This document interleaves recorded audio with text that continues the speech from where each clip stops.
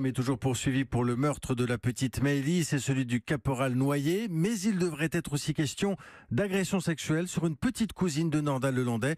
De nouveaux soupçons, c'était une semaine avant la mort de Maëlys, mais la découverte est plutôt récente, Pierre de Cossette. C'est le téléphone portable de Nordal-Lelandais qui a livré ce secret. Dans une vidéo exhumée par les gendarmes, on voit une petite fille endormie et une main, celle très probablement de Lelandais. La scène est filmée fin août l'an dernier, alors que la fillette de 6 ans est en vacances chez son cousin. Ses parents sont aujourd'hui terrifiés et incrédules, nous dit leur avocate Caroline Raymond. Il n'avait jamais eu l'occasion de douter de Nordal-Lelandais.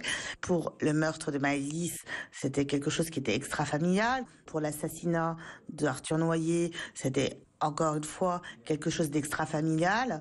Quand on leur montre cette vidéo de leur propre fille, ils ne comprennent pas forcément. Ce sont des parents qui sont dévastés, qui ne cherchent qu'une chose, c'est de protéger leur petite fille et d'essayer de comprendre ce qui s'est passé, pourquoi, comment, qu'est-ce qui a déclenché chez cette personnalité qu'ils connaissaient de Nordal-Lelandais, qui n'était pas du tout celle-là, qu'est-ce qui a déclenché le passage à l'acte. Aujourd'hui, les juges pourraient choisir d'interroger Nordal-Lelandais sur ce volet du dossier dans un interrogatoire logiquement consacré en priorité à la mort de Maëlys. Pour la première fois, l'avocat des parents de la petite fille sera présent dans le bureau des magistrats.